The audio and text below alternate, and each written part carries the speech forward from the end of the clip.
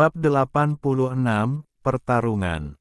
Setengah tahun kemudian, di halaman kecil di luar rumah batu Simu, 7 atau 8 murid senior berpakaian hitam berdiri diam, seolah-olah mereka sedang menunggu sesuatu. Pemimpinnya adalah seorang pemuda berambut pirang dan bermata biru, Jin Huan dari Paviliun Zunling. Selain beberapa orang, ada lebih dari 10 pendatang baru yang berkumpul di tempat yang agak jauh, berbisik satu sama lain dari waktu ke waktu seolah-olah menyaksikan kegembiraan itu. Saudara Jin, sepertinya saudara muda si sedang pergi dan tidak bisa kembali untuk sementara waktu, jadi biarkan aku menjaga di sini, kata Huo Mao lembut di samping Jin Huan. Pintu rumah batu Simu terkunci, dan jelas bahwa dia telah pergi. Tidak usah terburu-buru, aku tidak ada urusan hari ini, jadi aku akan menunggu di sini sebentar. Dan jimat ini sangat berguna, dan tidak boleh ada kesalahan. Saudara muda si harus diminta untuk memperbaikinya. Jin Huan menggelengkan kepalanya dan berkata lembut. Huo Mao mendengar ini, mengangguk, dan tidak berkata apa-apa lagi. Bai Si dan Xiao Ming juga ada di samping Huo Mao. Dulu aku merasa saudara si sangat luar biasa. Aku tak menyangka dia tak hanya memiliki akar spiritual, tapi juga bakat luar biasa dalam membuat jimat. Dia mampu menyempurnakan jimat tingkat rendah hanya dalam waktu setengah tahun, ujar Bai Si dengan kagum. Jin Huan dan Huo Mao tersenyum dan mengangguk ketika mendengar ini, tetapi senyum di wajah Jin Huan agak dipaksakan. Baru setengah tahun yang lalu, Simu tiba-tiba menunjukkan bakatnya dalam membuat jimat, yang tak hanya mengejutkan banyak pendatang baru yang bergabung di sekte ini, tetapi juga mengejutkan banyak murid lama. Tidak banyak murid magang penyihir di sekte setan hitam, dan bahkan lebih sedikit lagi yang bisa membuat jimat. Kini, Simu telah menjadi salah satu dari sedikit ahli jimat di antara murid magang penyihir di sekte tersebut. Meskipun sekarang ia hanya bisa membuat beberapa jimat sihir 5 elemen tingkat rendah, banyak murid lama tak berani menyinggungnya. Tak hanya itu, tingkat keberhasilan Simu dalam membuat jimat sangat tinggi, jauh melebihi ahli jimat lainnya di antara murid magang penyihir. Sekarang semakin banyak murid di sekte yang mencarinya untuk membuat jimat, dan Simu terpaksa menolak beberapa dari mereka, jadi Jin Huan dan yang lainnya akan menunggu di sini saja. Jin Huan tentu saja merasa sangat kesal saat ini. Jika dia tahu ini, seharusnya dia mengundang Simu untuk bergabung dengan Paviliun Zunling dengan segala cara dan memberinya makanan serta minuman yang enak. Sekarang reputasi Simu telah menyebar, jauh lebih sulit untuk merekrutnya daripada sebelumnya.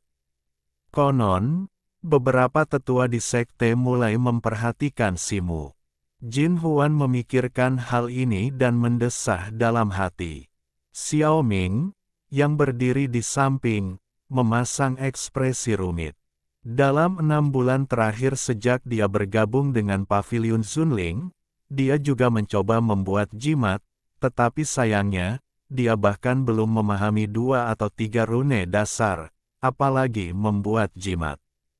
Pada saat ini, para murid yang menonton di luar membuat keributan dan mundur ke samping, dan sekelompok orang lain berjalan ke arah mereka.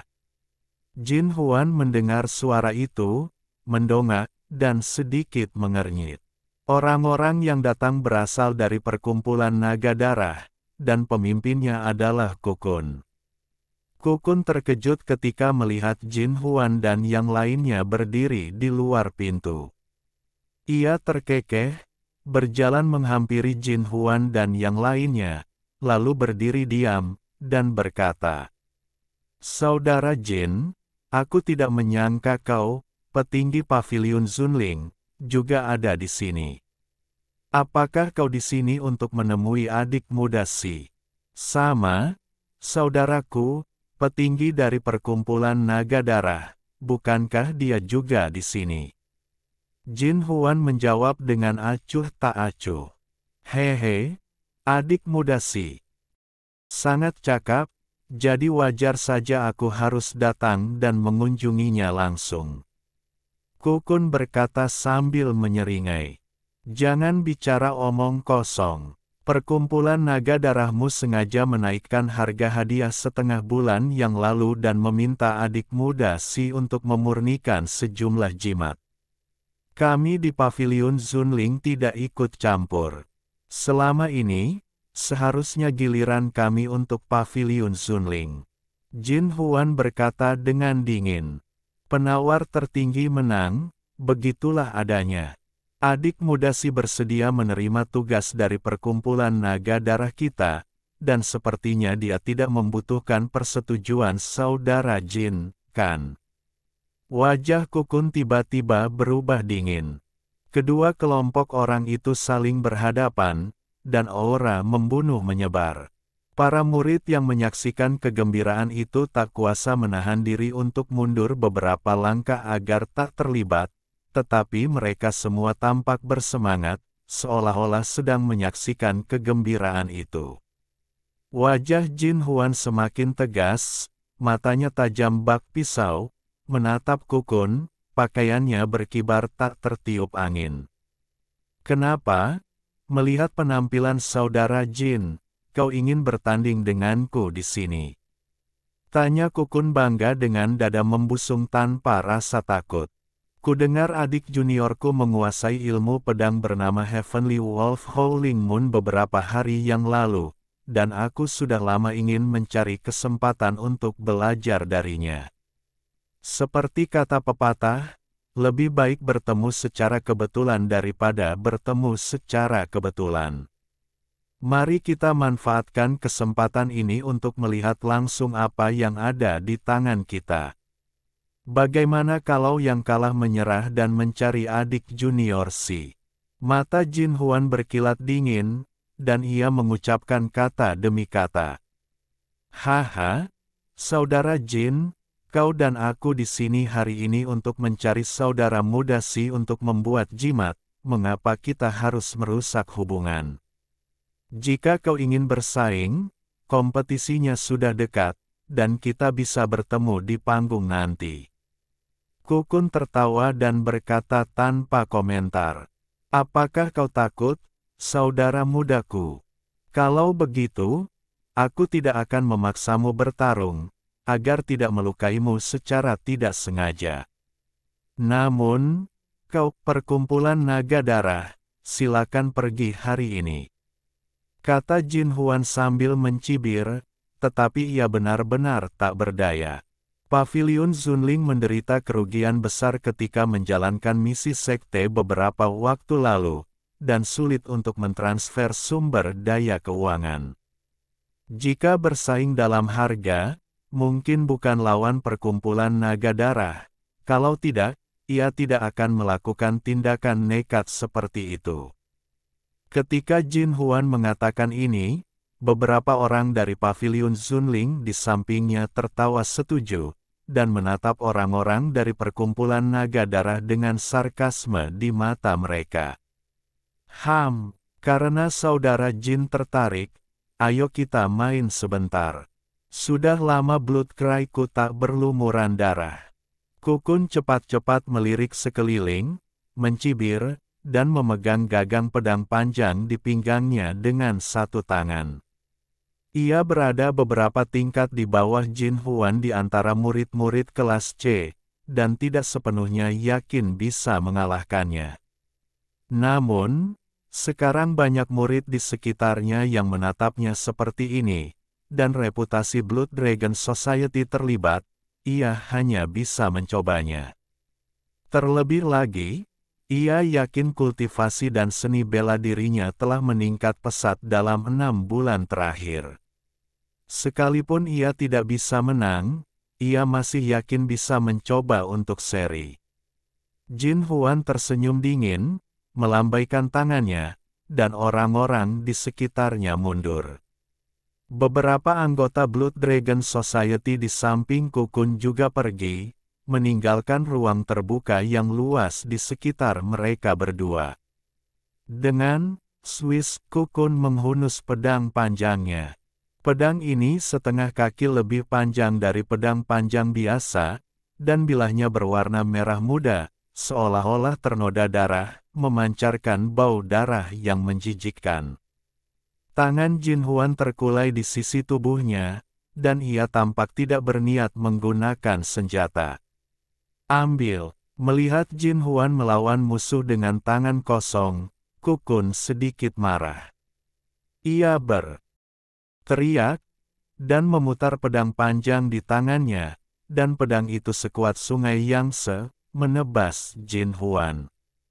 Ia memancarkan aura pertempuran berdarah di medan perang, dan energi pedang menembus udara, menimbulkan suara, wuho, seperti hantu yang menangis. Mata hijau Jin Huan berkilat, dan ia tiba-tiba menghentakkan kakinya ke tanah. Dengan suara keras, aura kuat meledak dari Jin Huan, dan sosoknya melesat dan menghilang dari tempatnya. Teknik pedang Kukun menghancurkan udara, dan ia langsung berpikir dalam hati bahwa itu tidak baik. Udara di samping Kukun tiba-tiba meledak, dan sekelompok bayangan kaki keemasan terang tiba-tiba menendang, dengan aura seperti bintang-bintang di Bima Sakti jatuh ke tanah, yang bahkan lebih kuat dari pedang Kukun. Wajah Kukun berubah, dan pedang panjang di tangannya tiba-tiba terbalik, berubah menjadi bayangan pedang merah yang melindungi seluruh tubuhnya, samar-samar mengembun menjadi bentuk kepala serigala besar. Bab 87, Ledakan Gas. Dentang. Serangkaian suara benturan logam yang padat terdengar, dan Jin Huan muncul di udara. Kakinya terbalut lapisan ki sejati keemasan muda, seolah terbuat dari baja murni. Ia langsung bertabrakan dengan pedang panjang Kukun. Keduanya bertabrakan puluhan kali hanya dalam 2 atau 3 tarikan napas, tetapi kedua gerakan itu terlalu cepat, dan tak seorang pun murid di sekitarnya dapat melihat dengan jelas. Pada saat ini, Jin Huan berteriak, dan kakinya mengerahkan kekuatan pada pedang panjang Kukun secara bersamaan. Pada saat yang sama, tubuhnya menggunakan kekuatan itu untuk berbalik di udara, dan mengarahkan jarinya ke arah Kukun. Jari ini tampak lambat, tetapi memberi orang rasa misterius, gelap, dan dingin, yang sangat berbeda dari keterampilan kaki dominan yang pernah digunakan Jin Huan sebelumnya. Puff! Bayangan pedang yang diubah oleh pedang panjang di tangan Kukun tidak mampu bertahan dari jari yang tiba-tiba ini. Sebuah bekas luka berdarah sepanjang beberapa inci tergores di pipinya, dan darah langsung muncrat, dan tubuhnya terhuyung mundur beberapa langkah. Pada saat ini, Jin Huan meletakkan tangannya di belakang punggung dan mendarat dengan mantap di tanah seperti capung yang menyentuh air.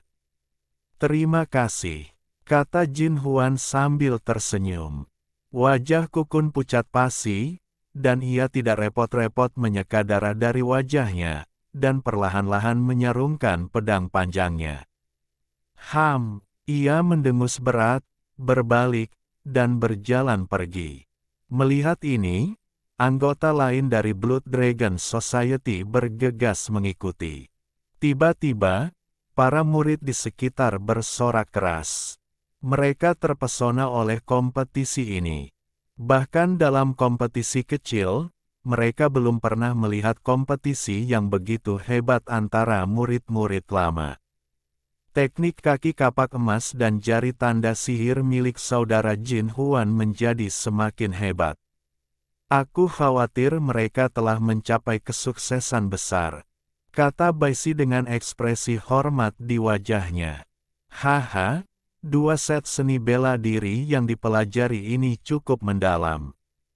Aku baru saja mencapai kesuksesan kecil.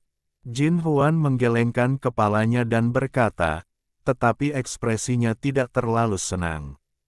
Dua set seni bela diri ini, terutama jari tanda sihir, telah dikultivasikan olehnya selama bertahun-tahun.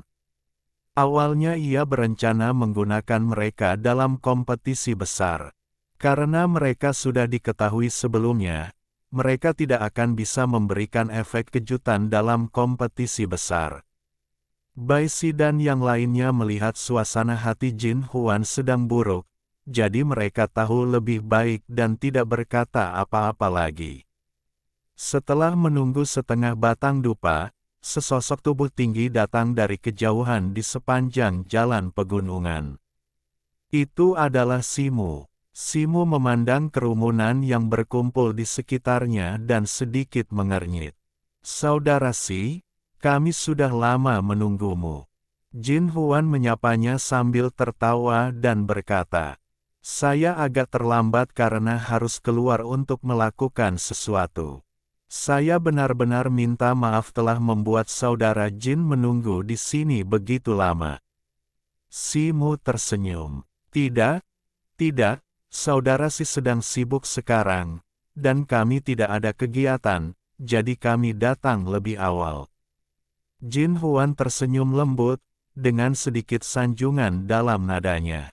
Simu dan Bai Si, Xiao Ming, Huo Mao, dan orang-orang lain yang dikenalnya mengangguk sedikit, seolah menyapa. Saudara Jin, apakah Anda datang menemui saya untuk membuat jimat? Tanya Simu setelah sedikit sopan. Ya, Jin sangat membutuhkan sejumlah jimat. Setelah dipikir-pikir, hanya adik muda Si yang bisa menyelesaikannya dalam waktu sesingkat itu. Soal hadiahnya, adik muda, jangan khawatir, aku pasti tidak akan mengecewakanmu. Jin Huan berkata dengan wajah serius. Jimat apa? Berapa banyak? Mata Simu berkilat, lalu ia merenung sejenak dan bertanya. Jin Huan merasa lega mendengar ini, berjalan ke sisi Simu, dan membisikkan beberapa patah kata di telinganya. Simu berpikir sejenak setelah mendengar ini. Baiklah, tidak masalah, kakak senior Jin bisa datang mengambilnya dalam 5 hari, katanya. Baiklah, kalau begitu aku serahkan pada adik muda Si. Jin Huan sangat gembira mendengar ini, melambaikan tangannya, dan memberi isyarat kepada seseorang di sebelahnya untuk mengambil bungkusan besar dan menyerahkannya kepada Simu. Simu mengambil bungkusan itu, membukanya, dan melihatnya sekilas. Ia mengangguk. Setelah mengobrol dengan beberapa orang, ia membuka pintu rumah batu dan masuk. Jin Huan menatap pintu batu yang tertutup rapat, menghela napas lega, lalu pergi bersama Bai Si dan yang lainnya. Melihat tidak ada yang bisa dilihat, kerumunan itu pun segera bubar. Di rumah batu, Simu meletakkan bungkusan itu di atas meja dan duduk. Meskipun Jin Huan meminta banyak jimat, semuanya adalah jimat sederhana tingkat rendah.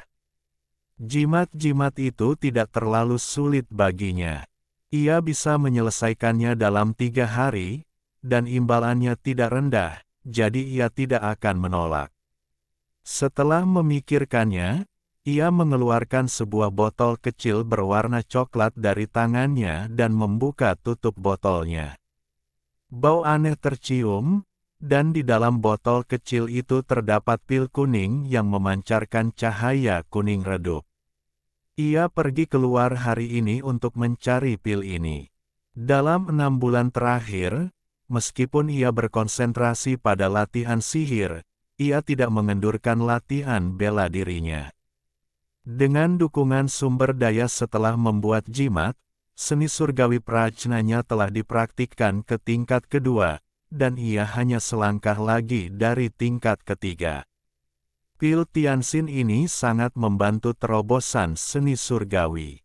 Namun sebelum itu, ia masih harus menyelesaikan tugas barunya, yaitu menyempurnakan jimat. Simu berpikir demikian, mengembuskan napas pelan, menenangkan pikirannya, menyimpan botol kecil itu, mengambil bungkusan pemberian Jin Huan, mengeluarkan selembar kertas jimat, dan meletakkannya di atas meja.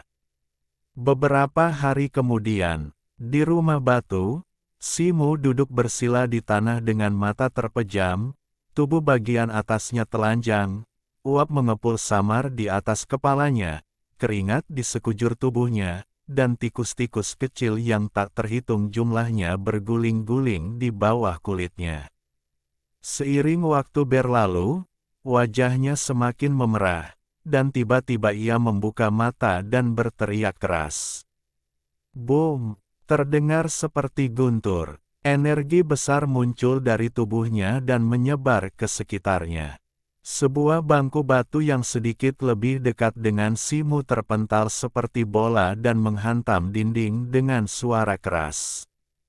Pada saat ini, kulit Simu kembali seperti semula, dan ia perlahan berdiri, wajahnya penuh sukacita. Setelah meminum pil Tianxin, ia akhirnya berhasil menembus kurungan, dan seni surgawi Prajna berhasil memasuki tingkat ketiga.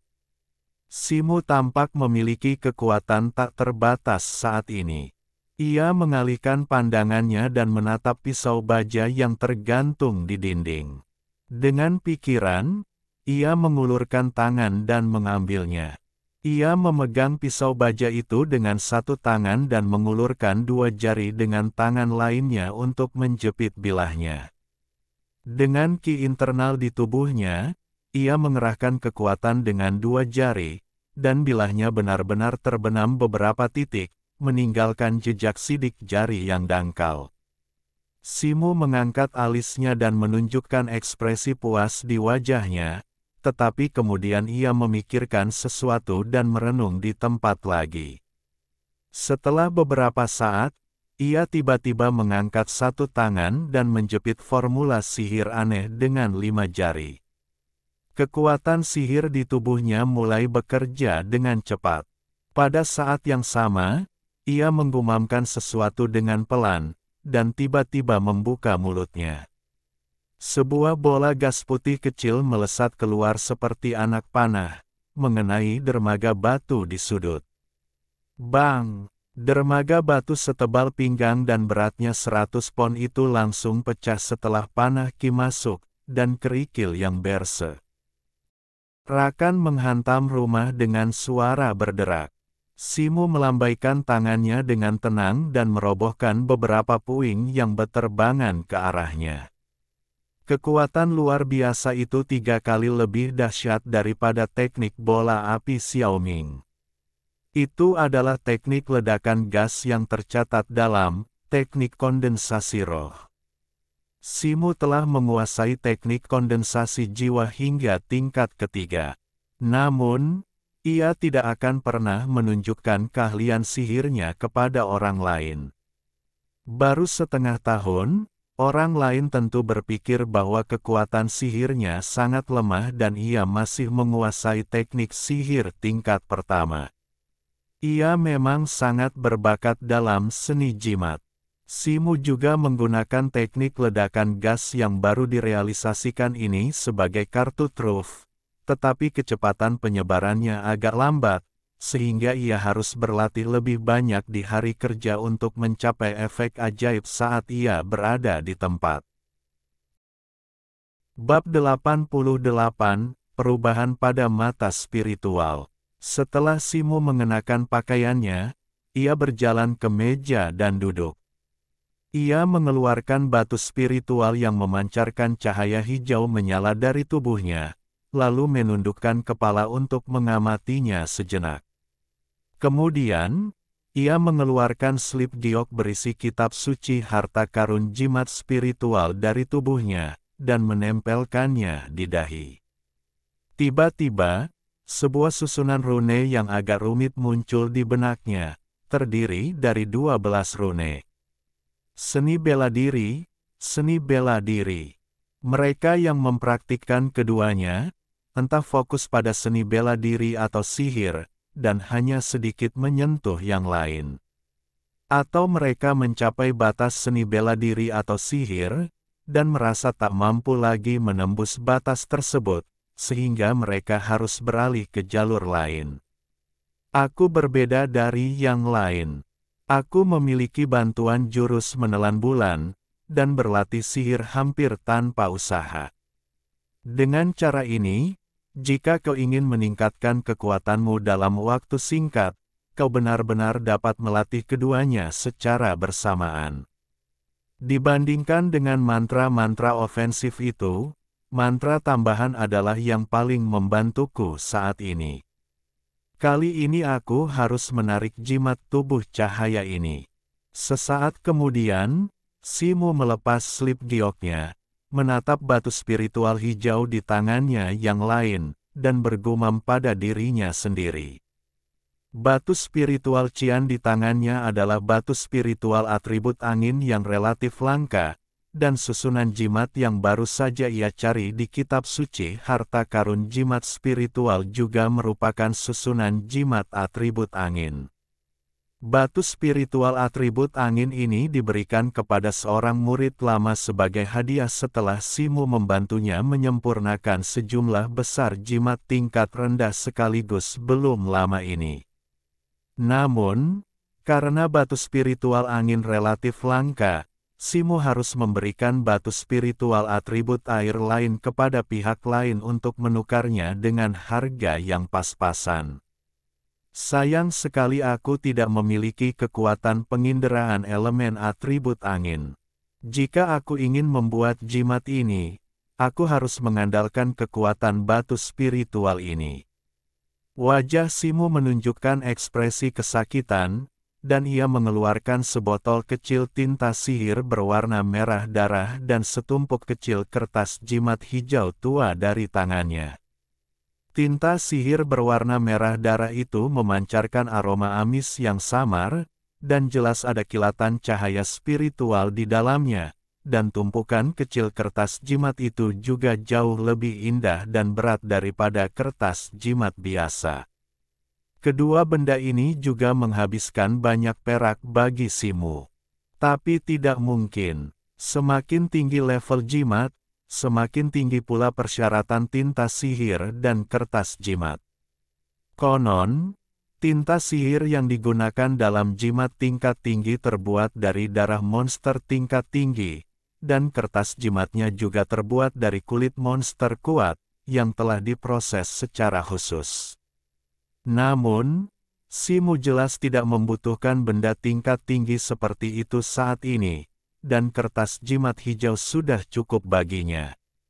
Simu meletakkan benda-benda itu di atas meja, menarik napas dalam-dalam beberapa kali perlahan, menenangkan diri, lalu mengambil pena jimat, mencelupkannya ke dalam tinta sihir, memejamkan mata sedikit, lalu tiba-tiba membukanya. Sebuah pemandangan menakjubkan muncul. Pupil Simu tiba-tiba membesar 2 kali lipat, dan berubah menjadi warna emas muda. Pada saat ini, di matanya, kertas jimat di depannya, yang hanya seukuran telapak tangan, tiba-tiba membesar dan menjadi sebesar meja. Tekstur halus pada kertas jimat yang biasanya tak terlihat oleh mata telanjang itu pun menjadi setebal cacing tanah, yang bisa dikatakan sangat jelas. Perubahan pada mata Simu dimulai setelah berlatih teknik kondensasi jiwa. Setengah tahun yang lalu, setelah berlatih teknik kondensasi jiwa, penglihatannya kembali membaik secara signifikan. Awalnya, ia tak memperdulikannya. Namun, setelah berlatih teknik kondensasi jiwa tingkat kedua, matanya berubah lagi. Selama ia memasukkan kekuatan sihir ke dalam matanya, matanya akan berubah menjadi emas muda. Perubahan ini tak hanya meningkatkan penglihatannya secara signifikan, tetapi juga memungkinkannya untuk secara mandiri mengendalikan dan memperbesar sesuatu yang ingin diamatinya, memperbesarnya lebih dari puluhan kali lipat. Saat pertama kali terjadi, Simu juga terkejut dan ketakutan. Namun tak lama kemudian, ia menyadari bahwa kemampuan ini digunakan untuk menggambar jimat, bagaikan ikan di air. Ngomong-ngomong, keberhasilan menggambar jimat terutama bergantung pada apakah susunan jimat itu sendiri digambar dengan benar, apakah terdapat kesalahan posisi rune, dan apakah pola spiritualnya tidak tepat. Setiap rune dalam susunan jimat tidak berdiri sendiri, tetapi terdapat hubungan yang halus. Hal ini menuntut persyaratan yang sangat tinggi bagi ahli jimat saat menggambarnya. Kesalahan sekecil apapun akan menyebabkan kegagalan seluruh susunan jimat. Namun, bakat Simu dalam mempertajam penglihatannya, pemahaman yang halus terhadap setiap goresan rune, dan kontrol yang presisi antar rune sama sekali tidak sebanding dengan ahli jimat biasa.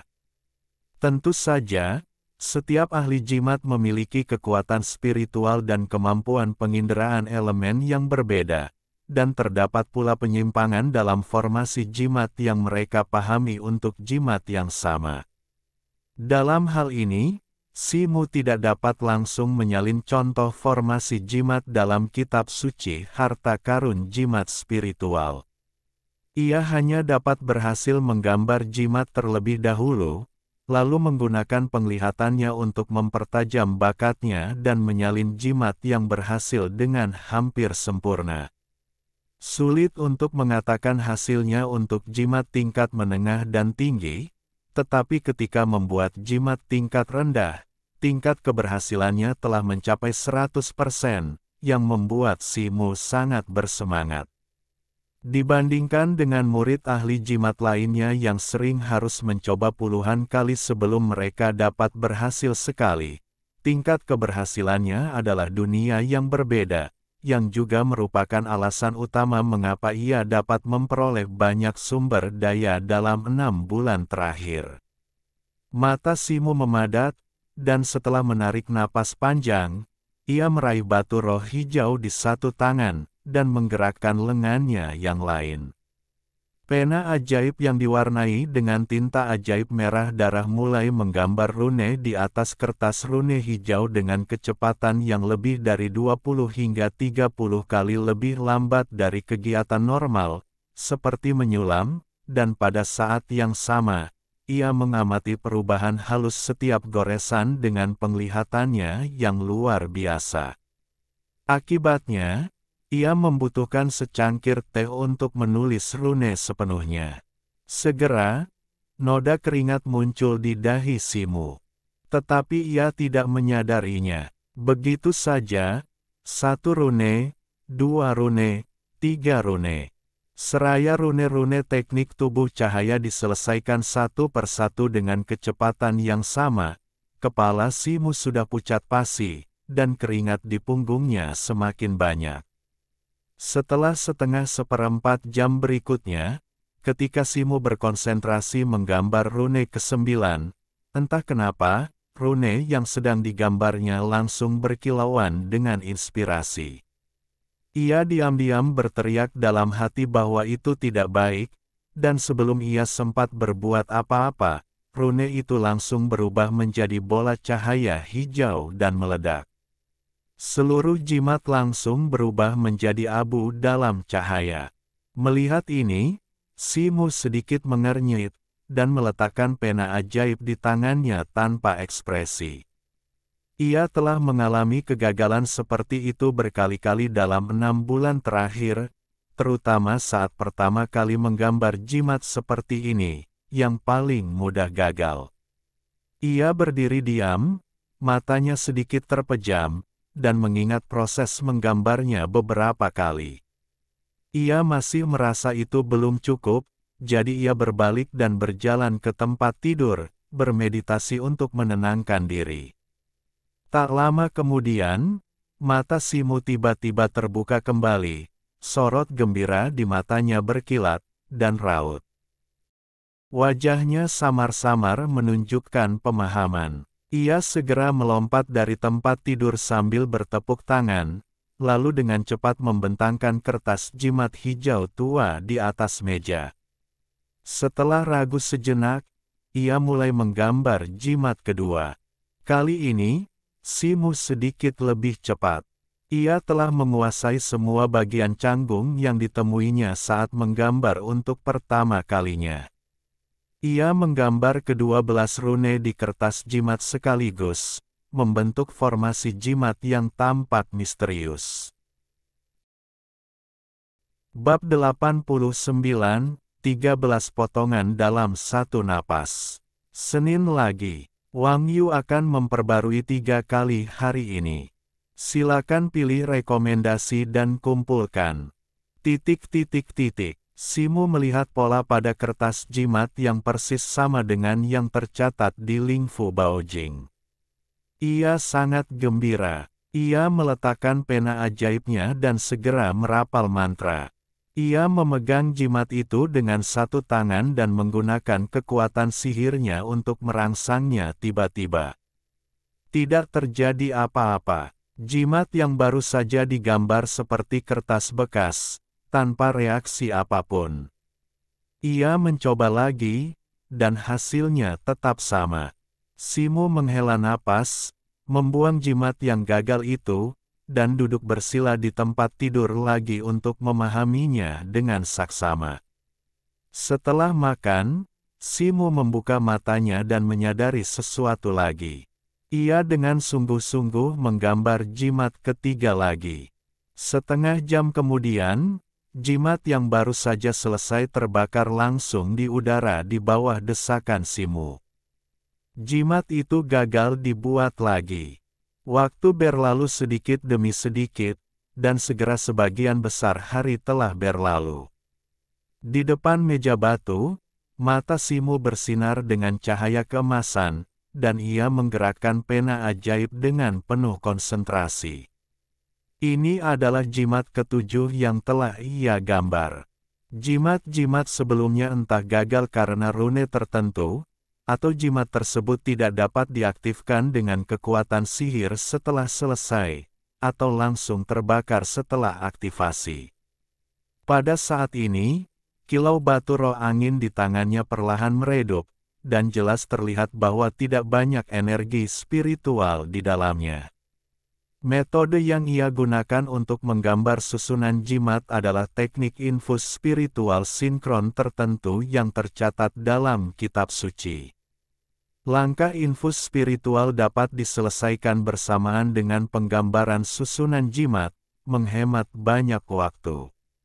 Ferry Hei Yan G dapat ditonton gratis tanpa jendela pop-up. Namun setelah beberapa saat, ketika jimat ke-7 berubah menjadi selembar kertas bekas lagi, wajah Simu akhirnya tampak sedikit muram. Ia menarik napas dalam-dalam, lalu mengembuskannya perlahan, dan mengulanginya hingga pikirannya benar-benar tenang. Ia mengeluarkan slip giok putih yang berisi Sutra Harta Karun Jimat Spiritual, dan menempelkannya di dahinya, sementara tangannya yang lain terus menggerakkan sesuatu. Setelah waktu yang tidak diketahui, mata Simu berkilat, dan ia perlahan meletakkan slip giok putih di tangannya. Akhirnya ia menemukan kesalahan lain dalam buku klasik yang belum pernah ia temukan sebelumnya. Demi memastikannya, ia mengatur napasnya di atas ranjang batu sejenak. Baru setelah kekuatan sihirnya mengalir deras ke seluruh tubuhnya, ia kembali ke meja dan mengambil pena ajaib, bergumam. Kali ini, pasti berhasil. Aku tak menyangka jimat tubuh cahaya ini begitu sulit digambar. Namun, jimat ini terdiri dari 12 rune. Meskipun bukan jimat tingkat menengah, jimat ini jelas yang paling sulit digambar di antara jimat tingkat rendah. Lagi pula, jimat tingkat rendah yang pernah digambar sebelumnya kebanyakan terdiri dari 5 atau 6 rune. Tanpa batu roh angin, kesempatan untuk benar-benar mencoba menggambar jimat tubuh cahaya ini terlalu kecil. Ini karena aku sudah berlatih berkali-kali sebelumnya dan telah menyempurnakan banyak jimat tingkat rendah. Jika aku adalah ahli jimat tingkat magang lainnya, mustahil aku bisa berhasil. Jadi, yang benar-benar kuandalkan tetaplah ini. Begitu suara itu jatuh, wajah Simo mengembun, pupil matanya mengecil, lalu tiba-tiba membesar, dan seketika berubah menjadi warna keemasan. Teknik mata spiritual ini telah digunakan secara ekstrim olehnya. Kali ini, kertas jimat hijau yang muncul di mata Simo lebih besar satu lingkaran daripada sebelumnya, dan teksturnya lebih halus. Simo menenangkan pikirannya, menahan napas, perlahan membungkuk, dan mulai menggambar jimat ke-8 dengan penuh konsentrasi. Kali ini, perasaan aneh melonjak ke dalam hatinya. Pena ajaib itu seberat 1000 pon, tetapi ia merasa sangat halus dan bebas di hatinya. Pada akhirnya, Simo membutuhkan waktu lebih dari 2 kali lipat waktu untuk menyelesaikan jimat ini. Ketika jimat ke-12 selesai, dengan tiupan, pola yang terdiri dari rune pada jimat itu benar-benar memancarkan cahaya hijau redup, dan kekuatan elemen angin samar-samar bertahan di jimat itu. Akhirnya selesai. Simo melihat ini, dan hatinya gembira. Cahaya keemasan di pupilnya menghilang, dan semua yang ada di depannya tiba-tiba kembali normal. Ia dengan gembira mengambil jimat tubuh cahaya yang baru saja dibuatnya, yang bersinar dengan cahaya hijau, dan melihatnya dengan saksama di depan matanya. Di atas kertas jimat hijau, pola-pola spiritual merah yang aneh dan rumit terjalin satu sama lain, membentuk pola yang indah dan misterius yang membuat orang-orang menyukainya. Secercah kegembiraan melintas di mata Simo, dan ia tak sabar untuk mencoba kekuatan jimat tubuh cahaya ini. Ia memegang jimat itu dengan satu tangan dan dengan lembut menghancurkannya dengan energi sejatinya. Jimat hijau itu menyala tanpa angin, dan sebuah bola cahaya energi hijau muncul di tengah api. Simo tanpa ragu menamparkan jimat yang terbakar itu ke tubuhnya. Terdengar suara embusan ringan. Cahaya hijau menyala, dan energi tak terlihat, hangat, dan aneh segera menyelimutinya. Simo tiba-tiba merasakan seluruh tubuhnya menjadi ringan, dan berat tubuhnya seolah berkurang lebih dari setengahnya sekaligus, seolah-olah ia bisa terbang selama ada hembusan angin. Simo menatap dirinya sendiri dengan takjub. Ia benar-benar sama seperti biasanya. Ia merentangkan tinjunya dan menendangkan kakinya untuk menggerakkan tangan dan kakinya. Ia merasa sangat ringan dan lincah, yang mengingatkannya pada ungkapan, ringan seperti burung layang-layang. Perasaan ini sungguh luar biasa. Pikiran Simo tergerak, dan ia tiba-tiba ingin mencoba teknik pedang Feng Qi dalam kondisi seperti ini. Ia berbalik dan meraih sesuatu di kepala tempat tidur. Cahaya dingin melonjak dan berubah menjadi pisau baja yang terang di tangannya. Ia memacu pikirannya, dan ki surgawi di tubuhnya tiba-tiba mengalir melalui lengannya ke bilah pisau. Permukaan pisau baja itu diselimuti lapisan cahaya putih. Pada saat yang sama, pisau baja biasa itu tiba-tiba bergetar, dan samar-samar terdengar suara auman harimau dan auman naga. Potong, mata Simo seterang kilat, dan ia berteriak keras. Pisau baja di tangannya seolah-olah dengan santai mengiris pinggangnya di udara. Di bawah cahaya pisau putih yang bergetar, 12 cahaya pisau lainnya langsung terpisah. Energi pisau yang tajam seperti tsunami memenuhi seluruh rumah batu. 13 sayatan. Ketika cahaya pisau menghilang, Simo menatap 13 bekas pisau yang sangat jelas di dinding dengan penuh semangat. Teknik pisau Feng Qi-nya, dengan berkah jimat tubuh cahaya, untuk sementara dapat mencapai tingkat kesempurnaan agung, 13 tebasan dalam satu tarikan napas. Simu masih belum puas, dan pisau baja di tangannya menari-nari sejenak. Cahaya pisau putih bermekaran di sekelilingnya seperti teratai salju yang dingin, sepenuhnya menenggelamkan sosoknya. Setelah Simu melakukan teknik pisau Feng Qi beberapa kali berturut-turut, efek jimat tubuh cahaya akhirnya menghilang. Energi pisau putih di langit tertahan, dan sosok Simu terungkap kembali. Pada saat ini, ia memegang pisau di satu tangan, berdiri diam di tempat, dan matanya menunjukkan tatapan penuh pertimbangan.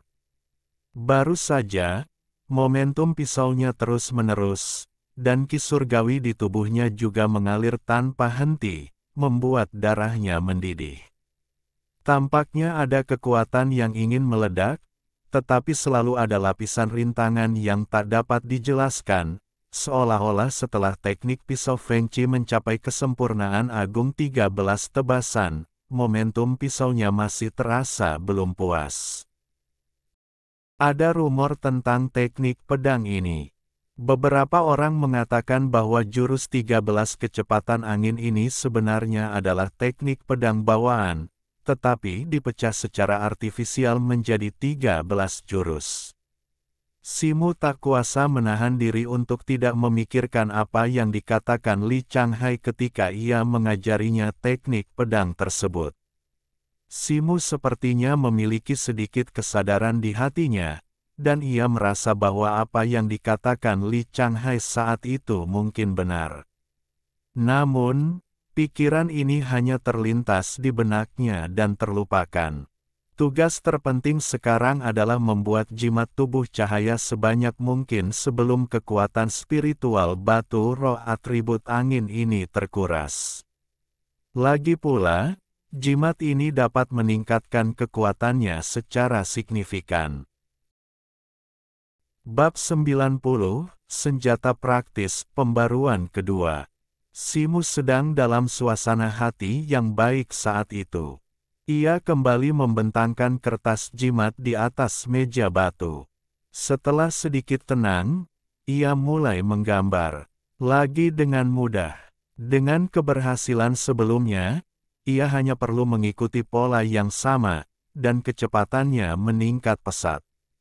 Saat matahari terbenam, Simu akhirnya menggambar 3 jimat tubuh cahaya lagi.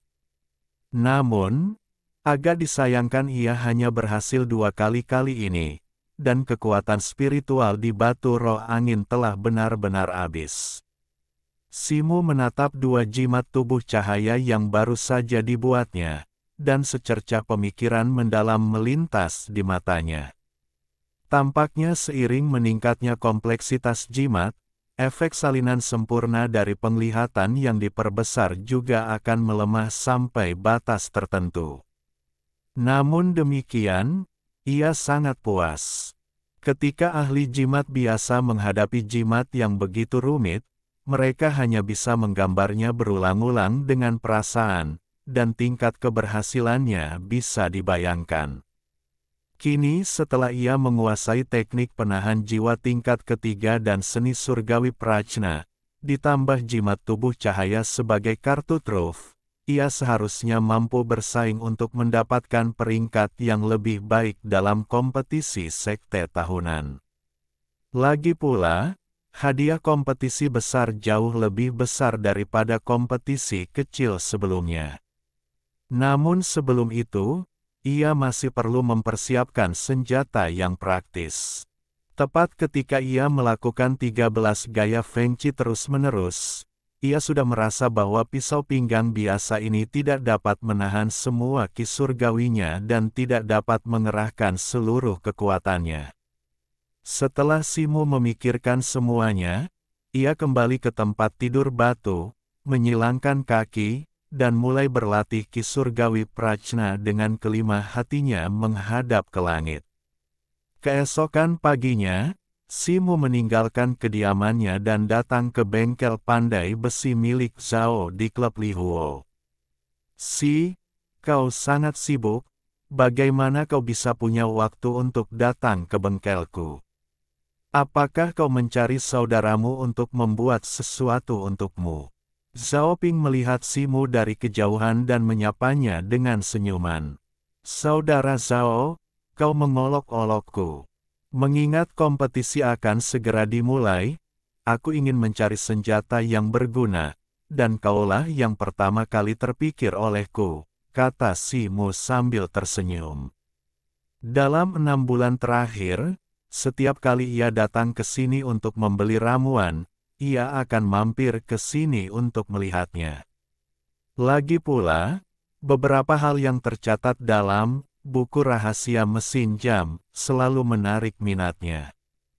Hanya saja sebelumnya ia tidak punya banyak uang, dan para pandai besi di luar terlalu miskin, sehingga ia tidak bisa membuat banyak barang. Dalam 6 bulan terakhir, ia perlahan-lahan menjadi lebih kaya, jadi ia meminta Zhao Ping untuk membantunya membuat beberapa mekanisme yang cerdik.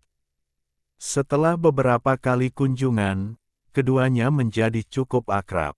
Jadi begitulah, saudara muda Si, silakan masuk cepat. Zhao Ping tertawa dan mengundang Simu ke toko. Hari masih pagi, belum lagi para pelanggan, bahkan beberapa murid pesuruh yang tadinya bertugas belum datang, dan toko itu tampak agak sepi. Di luar toko, rak-rak kayu di kedua sisinya dipenuhi berbagai macam senjata, pedang, tombak, pedang panjang, serta lingkaran Qiankun, kapak bebek Mandarin, dan senjata-senjata aneh lainnya. Namun, Simu sudah sering ke sini dan melihat semua ini, jadi ia tidak tertarik. Aku penasaran, senjata apa yang Sisi inginkan? Barang-barang di luar tidak berkualitas tinggi. Barang-barang yang benar-benar bagus ada di dalam. Sisi, ikut aku dan lihatlah. Zhao Ping berkata sambil tersenyum, lalu langsung berjalan ke ruang dalam tanpa berhenti. Ruang dalam itu berupa kompartemen yang ukurannya lebih dari setengah ukuran luar, dengan 20 atau 30 senjata tersimpan di dalamnya, tetapi kualitasnya jelas jauh lebih tinggi daripada yang di luar. Aku pandai menggunakan pisau, saudara Zhao, tolong rekomendasikan satu untukku. Simu melihat sekeliling dan berkata begitu. Zhao Ping mengangguk, mengambil pisau panjang berwarna putih keperakan yang panjangnya lebih dari 2 kaki dari samping dan menyerahkannya kepada Simu, memperkenalkan. Pisau ini terbuat dari besi kristal dingin dasar laut. Tidak hanya kuat dan tajam, tetapi juga dapat memotong rambut, tetapi juga memiliki sedikit rasa es. Simu mengambilnya, menimbangnya, dan sedikit mengernyit. Pisau itu memang bagus, tetapi beratnya terlalu ringan untuknya sekarang, dan terasa seringan bulu di tangannya. Pisaunya lumayan, tetapi terlalu ringan. Ganti saja dengan yang lebih berat. Simu mengembalikan pisau itu. Zhao Ping terkejut ketika mendengarnya. Pisau besi dingin ini beratnya setidaknya 50 jin, yang cukup untuk menahan infus ki sejati. Itu jelas cukup untuk prajurit pasca Natal biasa. Namun, ia segera teringat kekuatan luar biasa yang ditunjukkan Simu saat menempa besi, dan ia sedikit bingung. Ia membungkuk dan memilihnya, lalu mengeluarkan sebuah pisau panjang perunggu, dan menyerahkannya kepada Simu. Ini adalah pisau berharga yang ditempa dengan batu tembaga merah, beratnya 137 jin. Adik muda Si, cobalah lagi. Simu memegang gagang pisau dan menggoyangkan pergelangan tangannya sedikit. Cici, serangkaian suara tajam terdengar, serangkaian bayangan pisau muncul, memancarkan cahaya dingin. Jejak kengerian melintas di mata Zhao Ping. Dengan kekuatannya yang hampir memasuki tahap tengah periode pasca Natal, ia bahkan tidak bisa melihat perubahan dalam keterampilan pisaunya. Bayangan pisau itu tiba-tiba menghilang. Simu menatap pisau panjang di tangannya dan menggelengkan kepalanya sedikit. Masih agak ringan. Apakah ada yang lebih berat? Zhao Ping tertegun. Pisau dengan berat lebih dari 100 kg masih terlalu ringan. Pisau terberat di toko saya sekitar 100 atau 200 kg. Pisau yang lebih berat lagi. Zhao Ping tersenyum pahit. Ketika ia mengatakan ini, suaranya tiba-tiba berhenti dan ia tampak berpikir. Saudara Zhao, ada apa? Simu melihat ekspresi Zhao Ping berubah dan mengangkat alisnya. Kalau kau mau bicara soal pisau berharga yang lebih berat, aku punya satu di tokoku, tapi pisau ini agak istimewa. Zhao Ping ragu sejenak lalu berkata, "Oh, apa istimewanya? Katakan saja." Mata Simu berbinar dan ia menunjukkan ekspresi tertarik. "Mari kita lihat dulu." "Saudara muda Si, tunggu sebentar," kata Zhao Ping dan berjalan masuk ke sebuah ruangan kecil di dalamnya. Sesaat kemudian, ia keluar dengan sebuah kotak mahoni yang ramping dan sederhana di tangannya. Mata Simu berkilat, lengan Zhao Ping yang memegang kotak itu mengumpulkan kekuatan, langkah kakinya juga terasa berat. Jelas bahwa barang-barang di dalam kotak itu sangat berat. Dengan suara, "Bang!" Zhao Ping meletakkan kotak kayu itu di atas meja, menimbulkan suara teredam yang berat. Mata Simu berkilat, dan ia membuka tutup kotak itu, matanya berbinar. Di dalam kotak kayu itu, terdapat sebuah pisau panjang dan ramping, seluruhnya berwarna hitam.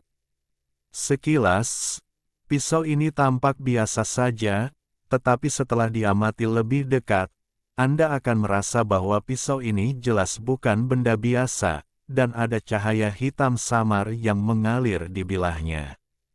Mata Simu berkilat aneh, dan ia menggenggam gagang pisau itu dengan sedikit bersemangat lalu mengangkatnya. Raut wajahnya sedikit berubah. Pisau ini tampak biasa saja, tetapi sangat berat. Beratnya setidaknya 500 kg, tetapi ia tidak tahu terbuat dari bahan apa. Pisau yang bagus. Jari-jari Simu dengan lembut mengusap bilah pisau itu, dan rasa dingin menyelimutinya.